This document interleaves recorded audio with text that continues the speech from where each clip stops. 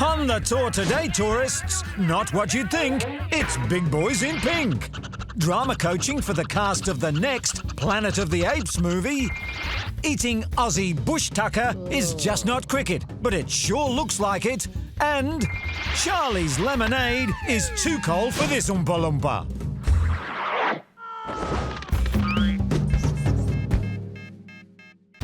England, not a country known for its pleasant weather, but folk here endeavour to make the most of it. Even if their muscles are atrophying and their fashion sense is in the toilet, these stalwart Brits are made of hardy stuff. You can pick some up at the hardware store. Although there's very little sunshine, there's a whole range of quality fake tans available. This guy, however, went for one of the cheaper brands. Yes, generally, you can pick a false tan quite easily. There are photo opportunities, and some folk are just impossible to ignore. Hello. And the reason all these people have braved the biting cold is to watch this, the annual mud race. These two escaped prisoners tried to blend in with the rest of the runners, but eventually decided that sharing a warm cell together was preferable to this madness. And besides, they were both due for release in 20 years.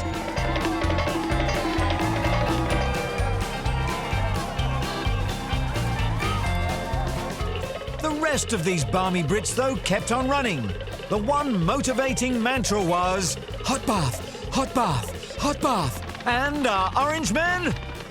Well, he found something closer to the colour of a real tan eventually. They say that mud baths are good for your skin, but nobody explained to this guy that you're supposed to take your clothes off before you submerge yourself in it. Surprisingly, some people's vibrant colours survived the foul-smelling mud, but they unfortunately lost their superpowers. But things could always be worse. You could be sitting on the bus next to this loony and his pals. The English Tourist Board would love you to consider a holiday over there. Some paid actors were asked how they liked it, and this is their response. Hard work. Brilliant, brilliant though. No, we loved it. We trained really hard for it. So, yeah, it was good fun. We're doing it again next year. We're going to be back. TDM, however, asked some unpaid people for their thoughts. Cold, muddy, it smells like cabbages.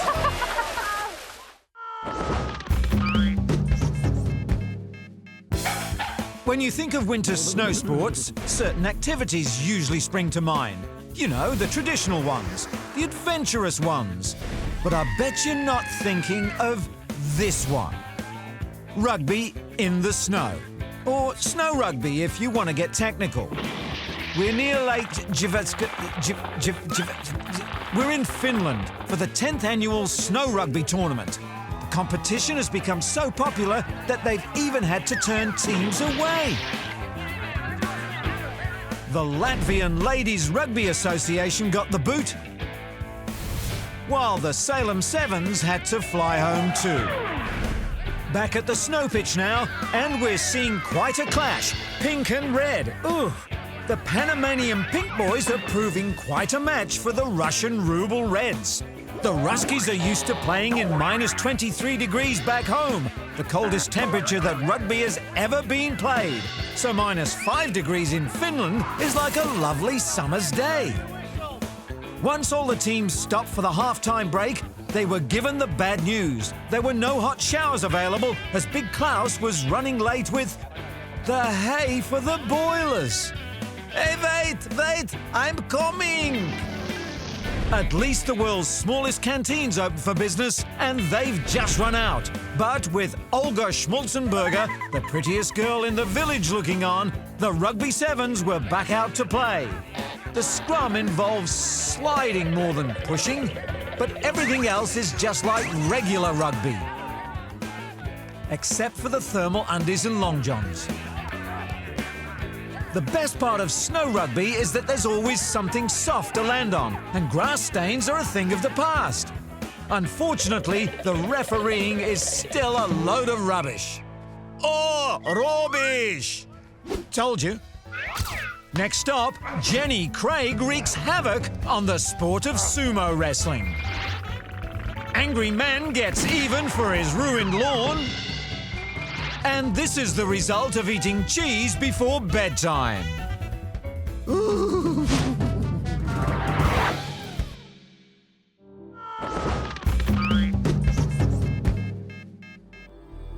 Time now for some sensational sumo surprises. Did you know that Mongolian sumo wrestlers dress like Smurfs? While in Spain, they dress like twits. And why does everyone think Japanese wrestlers are so tough when they really love flowers and long walks in the park? They even enjoy getting their hair braided, but they're just not very good at it. Over in Serbia, they boast the thinnest sumo wrestlers in the world. Seriously, they look like stick figures at a high school prom. You know, all hands. You never know if they've collapsed through skillful fighting or sheer exhaustion. These two haven't had a proper meal since last Thursday. While over in Japan, this bloke's having another quick snack. Soup for one. Back in Serbia, they're learning the sumo scoop, a popular move at the dance clubs.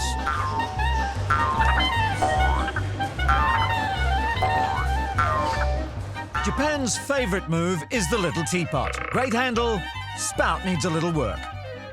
The Serbians are having trouble with their technique. They're great with the pushing, but there's no word for resisting in Serbian. Poor Slobodan can't seem to make them understand. Strangely, there are 27 words for bean soup, but that doesn't really help. I'm so pleasing to be part of this honorable and traditional sport. It fills me with pride to knowing that what we are doing here is not just for us, but for entire nation. Children look at us in amazement and is wanting to be like us. We are shining examples to all. Oh, excuse me. Fortunately, Slobodan also doubles as the Latin dance coach, which is a real bonus for his students. Hello, it's me again. It is coming to my attention that Uncle Zoltan was behind me earlier. Is having irritable bowel, and it is not helping that our national dish is bean soup. Apologizing. The Serbians like to perfect all the strange claps and slaps that go into sumo. The hand clap, the leg slap, and the Three Stooges. Now get mad at the floor. I see Ben Dover has arrived. He's the official ring checker, so the first bout can't be too far off. Now observe as Slobodan administers the Serbian sumo wedgie.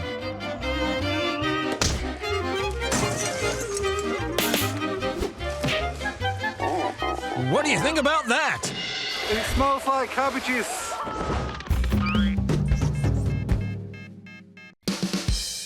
Time now for some classic mayhem. The year is 2005 and we're in Australia for the inaugural World Insect Eating Championships. Who could forget it?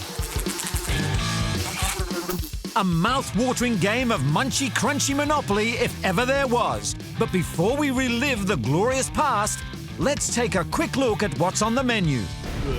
Our diners begin their culinary journey with some rare Bulgarian crickets, infused with a strawberry and red wine vinaigrette.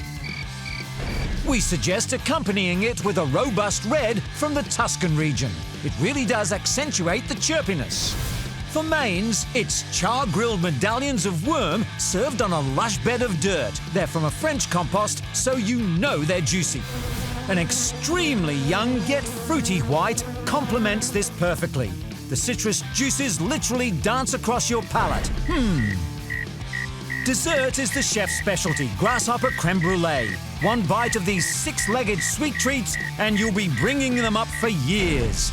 But enough chatter, let's get this contest rolling. Gentlemen, start your munching.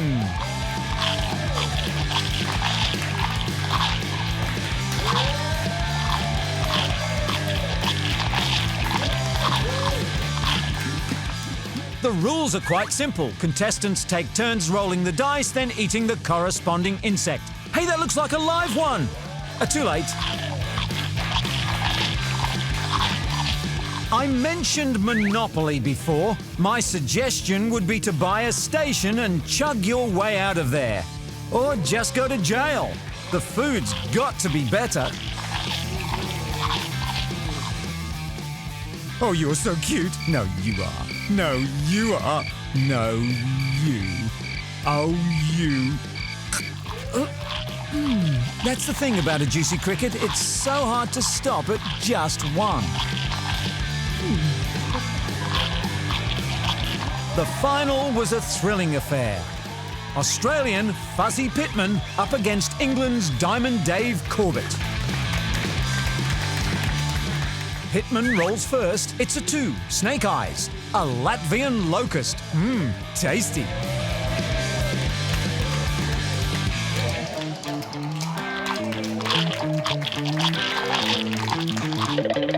The young Brit looking apprehensive. Oh no, he's rolled a 1, the African dung beetle. Oh, he's refusing. It's all over. Probably doesn't like dung.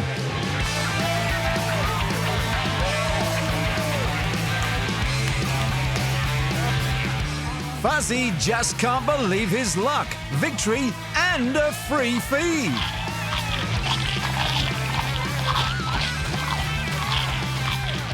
A shake of the hands as Fuzzy acknowledges the huge crowd. Marvellous scenes here. Time now to pack up and head home. Hey, who ate all the bugs? What bugs? Don't look at me. I don't know where they went. Honest, I don't. You got some food between your teeth there, mate?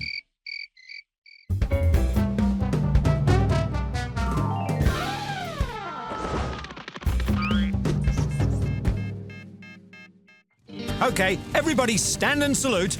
Come on, you Brits too. We're in sunny England again for a spot of motor racing which, as the sign states, can be dangerous, so we've taken every precaution. The competitors are given some last-minute safety guides and told to bring some milk on the way back. And they're off! It's the lawnmower lap race, and it looks like they've done a pretty good job with the grass already.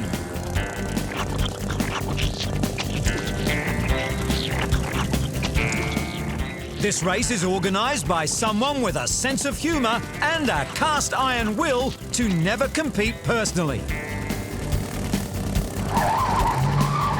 Breakdowns are a common problem here, as is staying on your feet.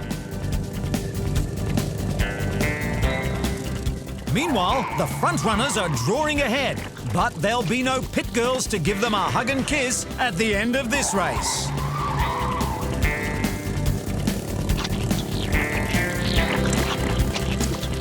Here comes the victor now. A popular win, I imagine. Or maybe not. Well, I guess the race goes on then. Let's ask this recently retired competitor if he has any hard feelings. It's not fun, is it? That wasn't fun. That's not racing. Well then, if that's not racing, what are these men still doing out there? Oh, that's right. Someone has to bring the milk home. The 4 people watching want a cup of tea to go with the sandwich that the guy second on the right is sneaking into his mouth.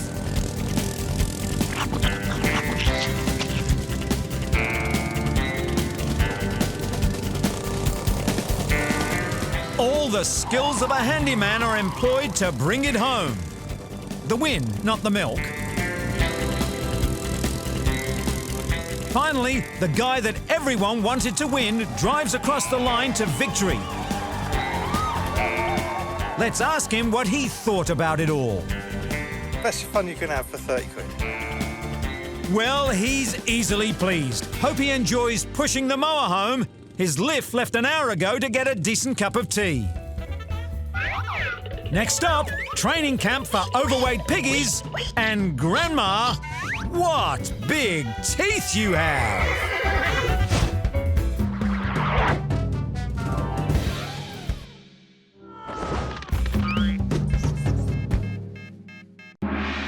Mayhem Words of Wisdom. Changing the world one day at a time. Smellabration. When winning and whiffing happen simultaneously. Smellabration. Hospital. The place where horses go after this guy's finished with them. Hospital. Ambulance. The vehicle that takes injured pigs to the hospital, of course. Ambulance. Mayhem Words of Wisdom. This is the story of 4 athletes who had a collective dream to conquer the world. Olympians? Well, no, but their path to glory was no less arduous. In fact, they've made quite a splash in the competitive aquatic world of bombing. We join the comp now with our boys in 5th place and 11 points behind the leaders. However, that was then and this is now. But let's take it back to the beginning. According to Julie Andrews, a very good place to start.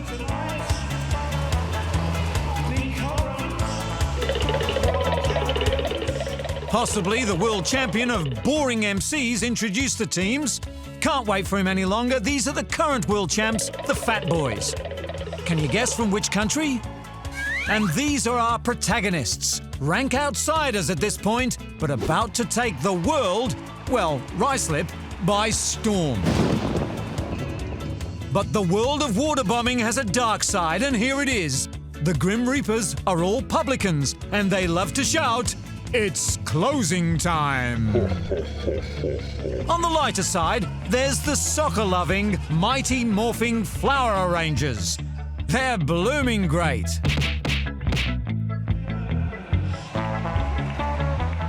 But here's our big orange hope, Oompa Loompa number 1. Has he lost his head? Nope, just the top part. And here's the winning clincher. Just quietly, the all-woman panel of judges voted unanimously for this guy. Others came and displayed average skills, but they frankly failed to impress. But then along came Dorothy from The Wizard of Oz, who wasn't in Kansas anymore. I did okay. Got back to Kansas City, that's the main thing, that's all we were interested in tonight. And then they came, carrying the weight and flying the flag. The Fat Boys. Impressive. The Grim Reapers killed it. But the Oompa Loompas were smoking so much the water couldn't extinguish their fire. A fine display by this contestant gave hope to an otherwise hopeless team. Excellent style. Yeah, like he'd know.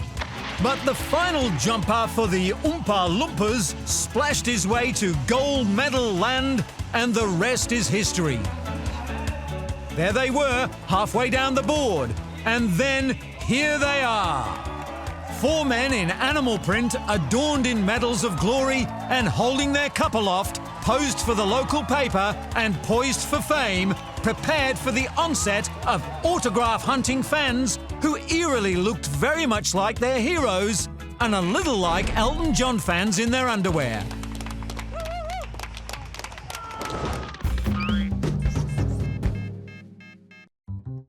Something good coming up now. This is a horse racing track, so we must be in for something special. Black caviar, perhaps?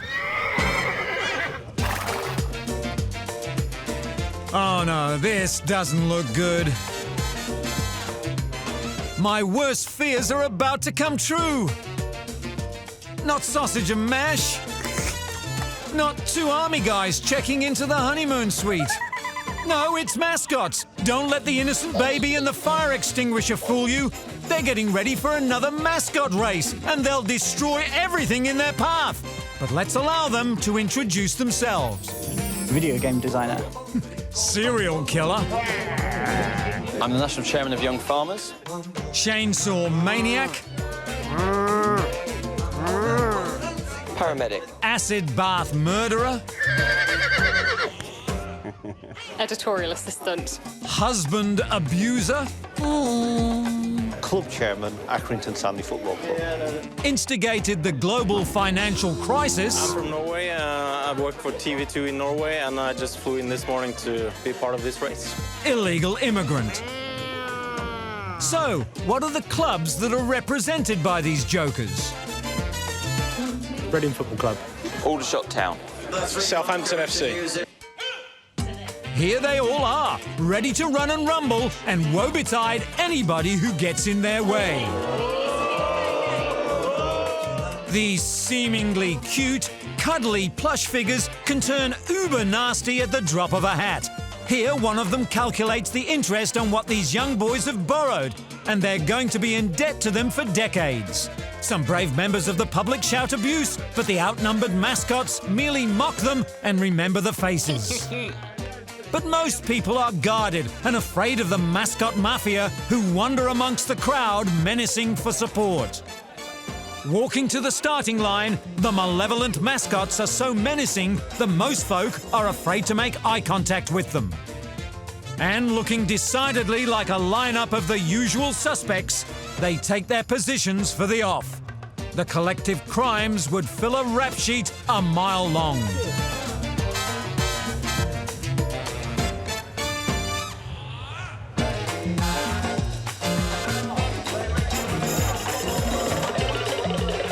And so the race is on, but the result is predetermined, as all of them are in this merely to rake in the cash from illicit betting, forced by them onto the poor, terrified public who naively await the finish, hoping to collect a pittance from the crooked bookies employed by the mascots.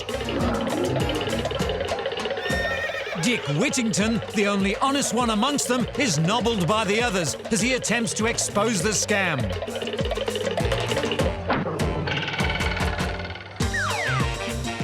Oh, ecstatic. Mr. Bumble's buzzing. Didn't know I won until they announced it, couldn't see. Just kept going. Hit the wall near the last hurdle, thought I'd blown it, but just come home, brought it home. Back-to-back wins. Ecstatic. Yeah, a likely story. Look, you're fooling no one, Mr. Bumble. We know it was nothing but a sting. Ha ha ha! See you all next time, tourists!